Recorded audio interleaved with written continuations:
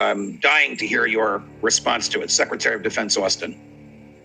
Ukraine has been at this for a year, and so they have used a lot of artillery ammunition. We're going to do everything we can, working with our international partners, to ensure that we give them as much ammunition as quickly as possible. What are we giving them that can help them? It's of no value at this point.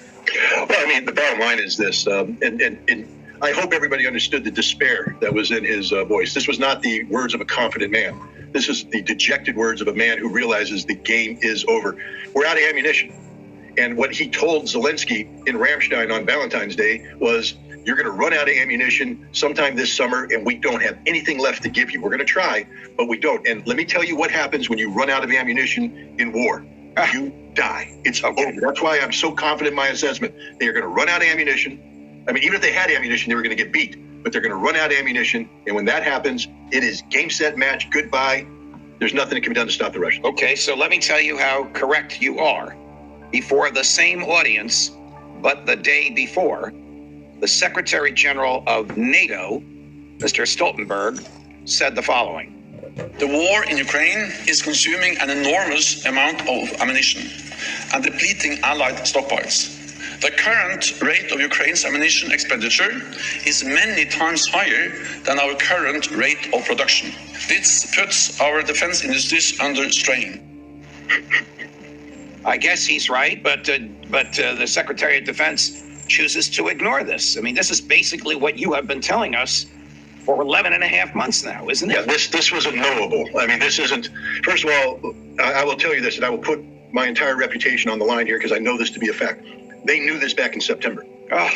They knew this back in September. Then they've killed innocents knowing that this would be a failure and wasted 50 billion borrowed American dollars knowing it would be wasted. They knew, look, the offensive that took place in September was the only chance Ukraine had at winning the war, and it was no chance at all because the Russians literally gave up territory for lives and killed the Ukrainians coming in. No one's talking about it. They destroyed the reserves, and in doing so, they exposed the reality that Ukraine doesn't have the ability to sustain this fight, and the weak link is artillery.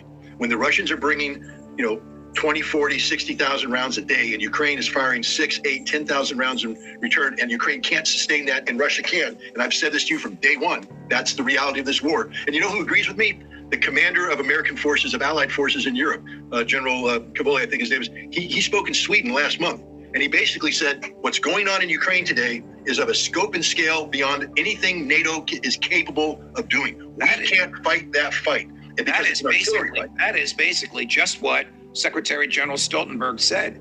He said Ukraine is consuming not twice as much, not 3 times as much, but many times as much. So it's got to be 4 or more that what we can possibly produce. We produce 100,000 rounds a month, and Ukraine will consume 110,000 rounds in about 7 days.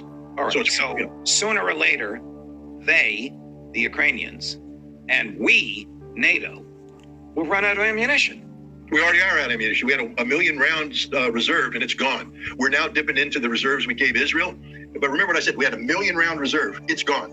Now we're going to Israel, and we're taking 250,000 rounds there that are the Israeli reserves and our reserves in case of a Middle East contingency, and we're going to give it to Ukrainians, and they're going to chew through that. And like I said, by summer, everything will be gone, and there's no ability to reconstitute. Defense industries can't catch up. They run out of ammunition, and they all die. That's Ukraine is going to have to learn how to speak Russian. And when they do that, and I don't mean literally, I mean accept the Russian reality, and then and only then will there be a negotiated settlement. Just an hour or so ago, Ukrainian President Zelensky gave an interview to the BBC in which he basically says, hang on to your seat while you watch this, he basically says, compromise is not a bad thing. We all compromise, but no compromise with Putin. Take a listen. Сьогодні наше виживання, наше єднання, і воно в одна ціль. Ми йдемо до Європи. Україна обрала цей шлях. Все це неможливо втратити. Україна хоче безпекових гарантій. Всі ми хочемо, ми об'єднані. Тому будь-які компроміси територіальні, вони будуть тільки послаблювати нашу державу. Питання ж не в слові компроміс. Чого його боятися? У нас мільйон компромісів в житті. Вони щоденно відбуваються. Питання з ким? Компроміс з Путіним? Ні. Чому? Бо немає віри. I mean, first of all, I don't know if most members of your audience know this. that Zelensky is a native Russian speaker. That's the language he spoke growing up. And this is the most forced Ukrainian I've ever heard of anybody. That shows you how artificial this is. This is a Ukrainian president who can't speak Ukrainian, who's trying to speak Ukrainian, and it just sounds fake, like every part of his text. He can live in fantasy all he wants right now, but soon reality will come crashing home. And look, Adolf Hitler in his bunker had flights of fantasy too about how he was going to win, compel surrender. Roosevelt died, suddenly great victory. In the end, he put a bullet in his head because it was all over. Hey, Zelensky, it's all over, dude. I'm not asking you to put a bullet in your head, but you might want to leave. Russia has already lost.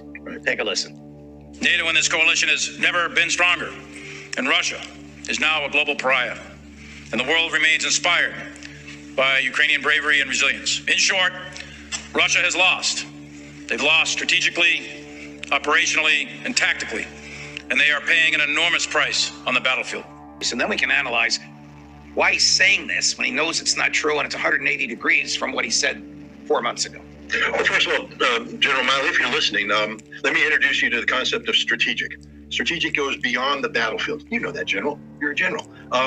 Things like the economy, things like geopolitics. The economy. It ain't the Russian economy that's suffering, General. It's the Western economy that's suffering. Go talk to some economic experts. They do exist in the Joint Chiefs, and they will tell you that the Russian economy didn't contract as much as everybody thought it would because of the most stringent sanctions in the world, and next year it's going to grow. So your sanctions have failed. That's a strategic win for Russia.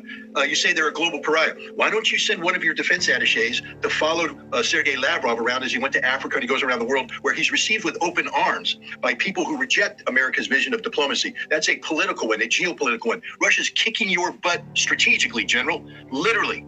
I mean, we could go into the fact that the Russian military has expanded to 1.5 million, defense industry's running on all cylinders, and you can't produce any damn artillery shells. You're pathetic, General. Let's talk about operational and tactical. I'll just make it this easy for you, General. When you don't have artillery, you don't win operationally or tactically. Russia has a lot of artillery, a lot of ammunition. We don't. You don't. Talk to your general who's in command of the U.S. forces in Europe and NATO forces. He just said, we can't fight this fight.